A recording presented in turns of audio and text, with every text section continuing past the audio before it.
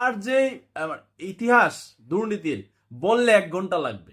প্রশ্ন হলো, এই নতুন বাংলাদেশে আব্দুল মোমেন কি করে দুর্নীতির চেয়ারম্যান হিসেবে নিয়োগপ্রাপ্ত হলো?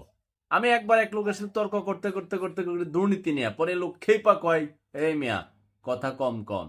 আমার এক পরিচিত লোক আছে দুর্নীতি, দুদকে চাকরি করে 7 লাখ টাকা ঘুষ দিয়া চাকরি লইছে। আমার জবান সেদিন থেকে, মানে ওই জায়গায় তার সাথে তর্কে যাওয়ার সুযোগ ছিল না। সে বলছে মেয়ে দুদকে টাকা দিয়ে ঘুষ দিয়ে চাকরি লয়, আর আপনি আইছেন মেয়া এখন দুর্নীতি লয়ে আলাপ করতে। তার কথা আজকে মনে পড়ে গেল। মানে দুদকের চেয়ারম্যান এত সব দুর্নীতির রিপোর্ট প্রকাশ্যে দিবালোকে প্রচার প্রসার জানানোর পরেও আব্দুল মোমেন কি করে দুদকের চেয়ারম্যান হলো? মানে পুরনো বাংলাদেশের যে চিত্র চরিত্র ছিল, ঘুষ, চাঁদাবাজি, অর্থ লোপাট,